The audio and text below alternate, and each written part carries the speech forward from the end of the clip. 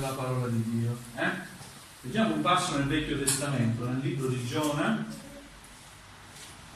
La storia di Giona è bellissima, l'abbiamo imparata da piccoli, nella scuola domenicale.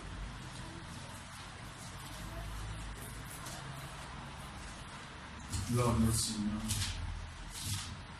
Voglio leggere solo il primo capitolo di Giona e poi accenneremo un po' qualche altro verso, ma con l'aiuto di Dio vogliamo leggere e vogliamo dire al Signore: parlaci Signore, amen.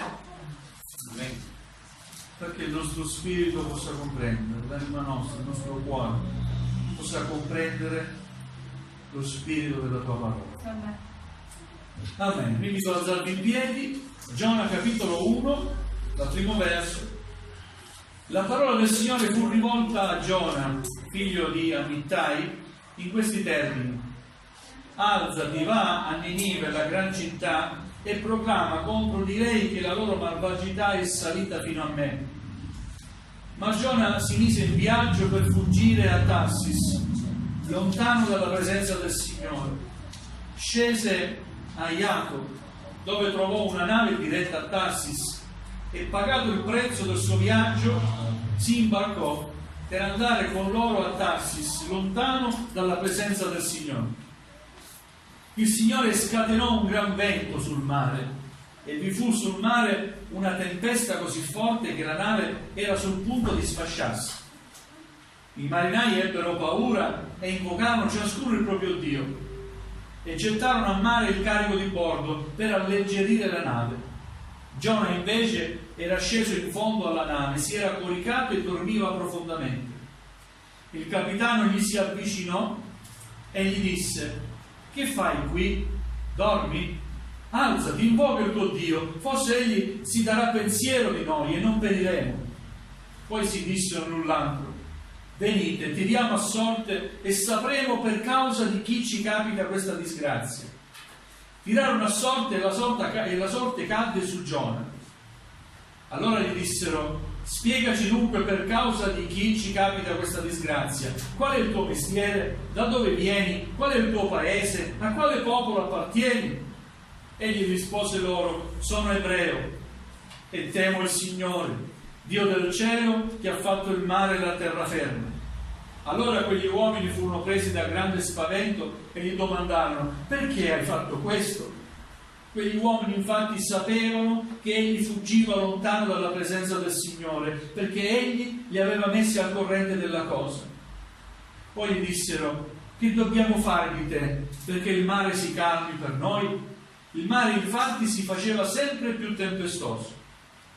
Egli rispose: prendetemi e gettatemi in mare, e il mare si calmerà per voi, perché io so che questa gran tempesta vi piomba addosso per causa mia.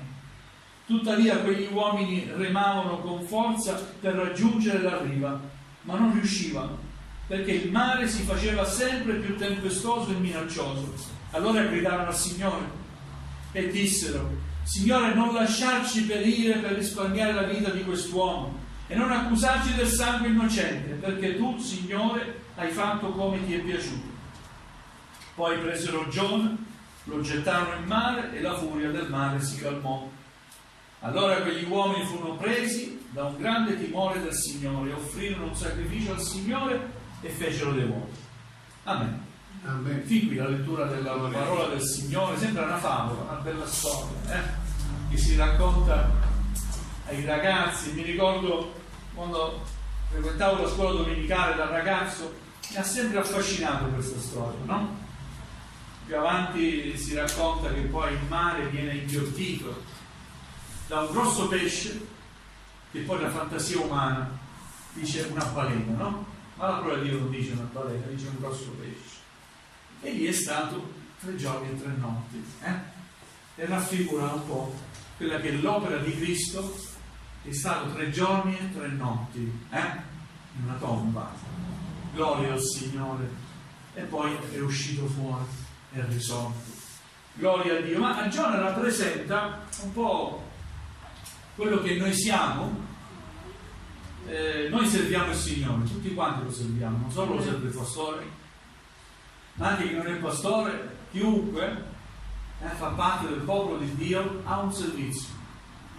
Fosse solo innalzare il suo nome è un servizio, testimoniare è un compito, un servizio che si fa al Signore. E Giona ha ricevuto un compito datogli da Dio di andare a Ninive, questa gran città, e dice: proclama contro di lei che la loro malvagità è salita fino a me.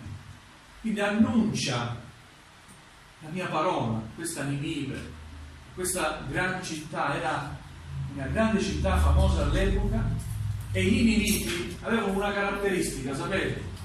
Leggendo più avanti si scopre che i Niniviti non sapevano riconoscere la destra o la sinistra.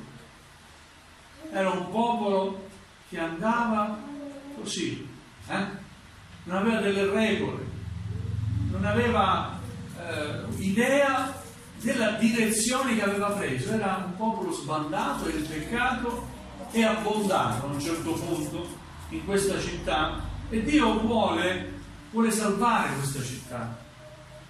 E Giona invece rifiuta questo compito e vuole scappare lontano dalla presenza di Dio. Abbiamo notato nella lettura questa tempesta, e ho pensato che a volte viviamo delle tempeste causate da noi stessi. Ci sono tempeste permesse da Dio, volute da Dio. Sono tempeste che noi attraversiamo in questa vita perché siamo disubbidienti a Dio, come lo è stato Giona. Ha dovuto pagare un prezzo per imbarcarsi in una nave. Quando si è disubbidienti a Dio si paga caro prezzo, e si affronta la vita nella tempesta. E invece ci sono tempeste che Dio permette per benedire la nostra vita e per farci comprendere tutta la sua gloria. Vi ricordate quando Gesù obbliga i suoi discepoli a precederlo sull'altra riva dopo la moltiplicazione dei pani? Gesù obbligò i suoi discepoli a precederlo sull'altra riva. È in Matteo, no? Gloria al Signore. E i discepoli salirono in barca, remarono. Durante la notte ci fu una grande tempesta. Gesù si avvicina a loro, cammina sul mare, hanno paura, però quell'esperienza ci voleva loro. Gloria al Signore. Hanno visto la gloria del Signore, hanno visto Gesù camminare sul mare, Gesù che li incoraggia: non abbiate paura. Amen? E Pietro che dice: Signore, se sei tu, comandami anche a me di venire da te. Fa quell'esperienza per pochi minuti, chissà per quanto tempo, riesce anche lui a camminare sul mare mentre c'era la tempesta. Poi guarda a destra, a sinistra e inizia ad affondare. Subito Gesù stende la sua mano in risposta alla sua preghiera: Signore, salvami. O uomo di poca fede, perché hai dubitato?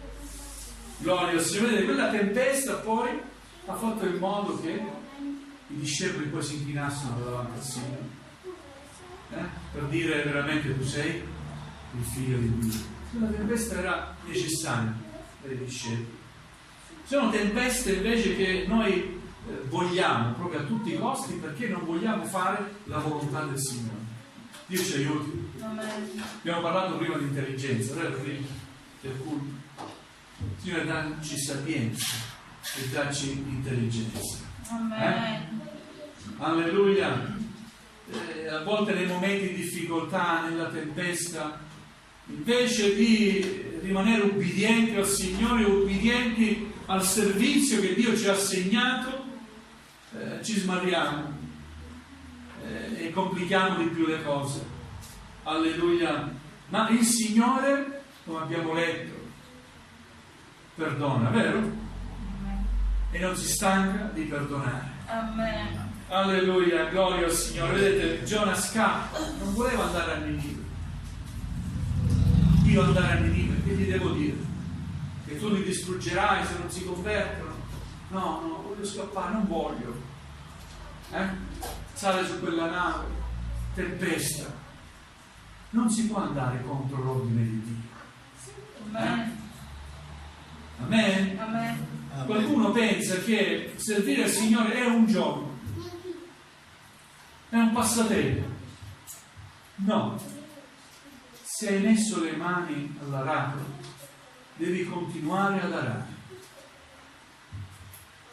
Se invece togli le mani dall'aratro, dice il Signore che chi fa questo, toglie le mani dall'aratro, non è adatto, non sei adatto.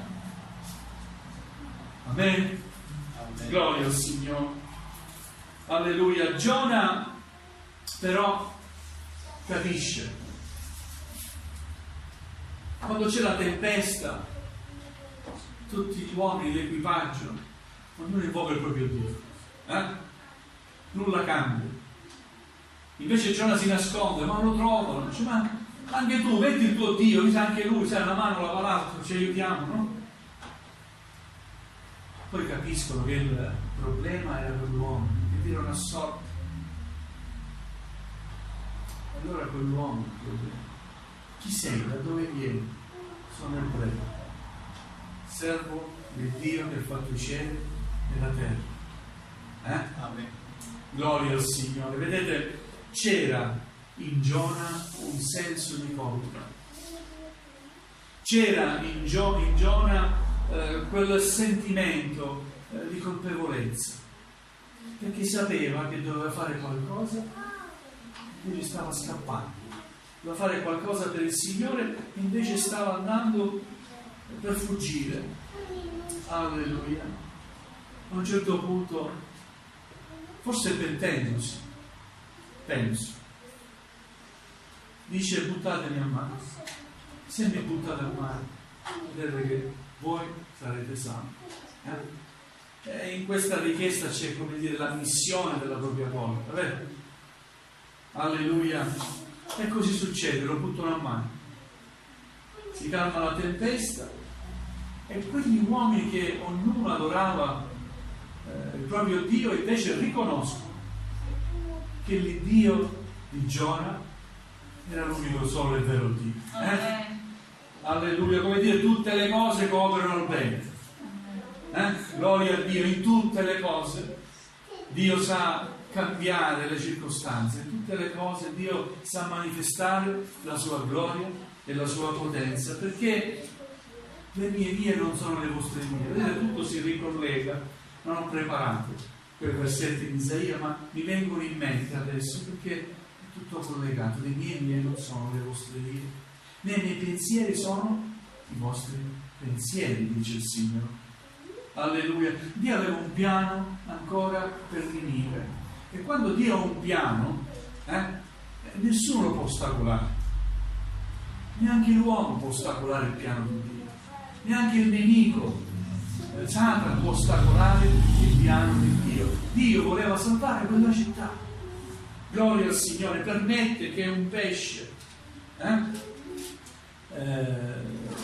ghiotte questo profeta, lì il profeta comprende di aver sbagliato, il Signore lo fa uscire, lo libera, va a Ninive, predica la parola del Signore, e dopo la predicazione di Giona il Signore vide che quei niniviti si erano convertite dalle vie malvagie, no?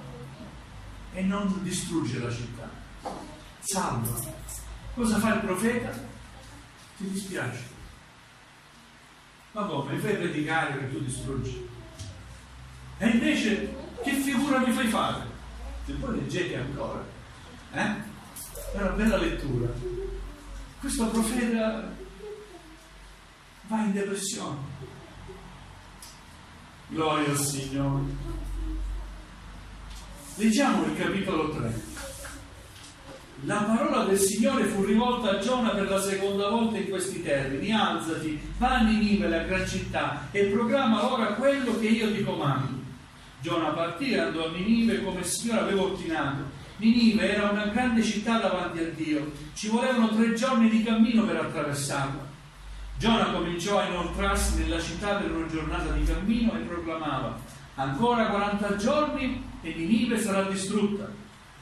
I ninivi credettero a Dio, proclamarono un digiuno e si vestirono di sacchi, tutti dal più grande al più piccolo. E poiché la notizia era giunta al re di Ninive, questi si alzò dal trono, si tolse il mantello di indosso, si coprì di sacco e si mise seduto sulla cenere. Poi, per decreto del re e dei suoi grandi, fu reso noto a Ninive un ordine di questo tipo: uomini, animali, armenti e greggi non assaggino nulla, non vadano al pascolo e non bevono acqua. Uomini e animali si coprano di sacco e gridino a Dio con forza. Ognuno si converta dalla sua malvagità e dalla violenza compiuta dalle sue mani. Forse Dio si ricrederà, si pentirà e spegnerà la sua ira ardente, cosicché noi non periamo. Dio vide ciò che facevano, vide che si convertivano dalla loro malvagità e si pentì del male che aveva minacciato di far loro e non lo fece. Giona ne provò gran dispiacere. Io mi chiedo, ma tu che servi Dio, puoi provare dispiacere per una città che invece di essere distrutta si converte al Signore? Invece quest'uomo, Giona, provò grande dispiacere e ne fu irritato. Allora pregò e disse: oh Signore, non era forse questo che io dicevo mentre ero ancora nel mio paese? Perciò mi affrettai a fuggire a Tarsis.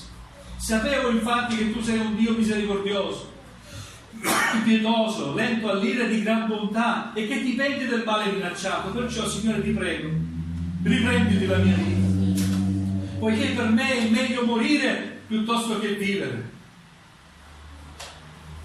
Era un profeta che, mi pare di capire, non so se siete d'accordo, teneva molto a se stesso, alla sua predicazione, a quello che diceva, al suo ministero, ad apparire davanti a tutti come un uomo che quello che diceva Dio faceva. Invece il Signore vuole uomini che lo servono, che abbiano prima di tutto a cuore la salvezza delle anime. Amen. Amen. Lo scopo di Dio è salvare le persone. Alleluia. Giona voleva fare bella figura e Dio non gli ha concesso di fare bella figura. Era dispiaciuto, ecco, lo sapevo, e per questo non voleva andare a Dio, perché tu mi fai predicare una cosa e invece, come tu sei buono, Signore,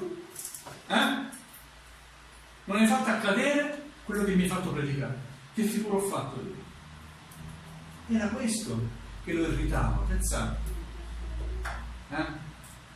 E quanti ce ne sono di Giona? Quanti ce ne sono di Giona ancora oggi? Oh, gloria a Dio. Signore, chiama servitori, chiamino il tuo popolo. Alleluia. Allora pregò e disse: oh Signore, non era forse questo che io dicevo mentre ero ancora nel mio paese? Perciò mi affrettai a fuggire a Tarsis. Sapevo infatti che tu sei un Dio misericordioso e pietoso, lento all'ira e di gran bontà, e che ti penti del male minacciato. Perciò, Signore, ti prego, riprenditi la mia vita, poiché per me è meglio morire piuttosto che vivere. E il Signore gli disse: fai bene a irritarti così? Poi Giona uscì dalla città e si mise seduto a oriente della città. Là si fece una capanna e si riparò alla sua ombra per poter vedere quello che sarebbe successo alla città. Dio, il Signore, per calmarlo della sua irritazione, fece crescere un ricino che salì al di sopra di Giona per fare ombra sul suo capo. Giona provò una grandissima gioia a causa di quel ricino. L'indomani, allo spuntare dell'alba, Dio mandò un verme a rosicchiare il ricino e questo seccò. Dopo che il sole si fu alzato, Dio fece soffiare un soffocante vento orientale e il sole picchiò sul capo di Giona così forte da farlo venir meno. Notate quello che fa il Signore. Notate tutto quello che fa il Signore, che per insegnarci sempre qualcosa. Allora egli chiese di morire, perché aveva troppo caldo. Chiese di morire, dicendo: è meglio per me morire che vivere. Poi era fissato che per forza voleva morire. E Dio disse a Giona: fai bene a irritarti così a causa del vicino? Certo, io avevo fatto crescere il vicino per l'alberello, mi faceva ombra, mi faceva comodo, ora non c'è più. Egli rispose: sì, faccio bene a irritarmi così, fino a desiderare la morte. Il Signore disse: tu hai pietà del vicino, per il quale non ti sei affaticato, che tu non hai fatto crescere, che è nato in una notte e in una notte è perito. E io non avrei pietà di Ninive, la gran città nella quale si trovano più di 120.000 persone che non sanno distinguere la loro destra dalla loro sinistra e tanta quantità di bestiame. Che bella lezione che dà il Signore. Amen? Amen. Come dire, tu ti lamenti, sentivi caldo, io ti ho fatto crescere dal nulla un alberello per ripararti dalla caduta. Poi è sparito, non c'è stato più l'alberello che ti ripete, tu ti sei dispiaciuto, sei irritato, sta alberello, non hai fatto niente per avere quell'alberello, vero? Non stato io che te l'ho provveduto.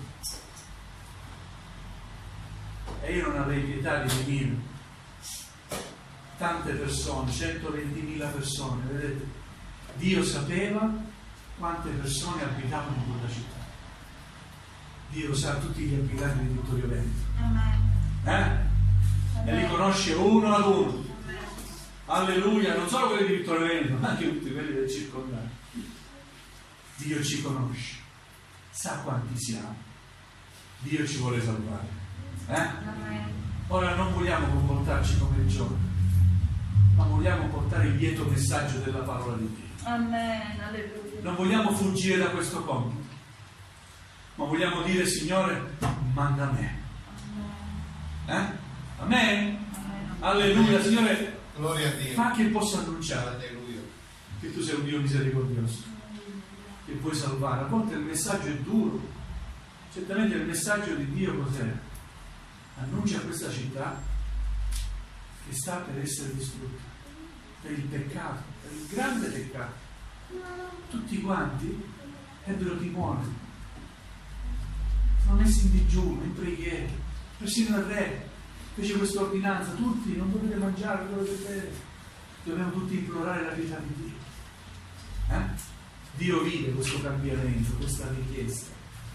Certo che cambia le cose il Signore, non è che si pente. Lo scopo di Dio è quello sempre di salvare.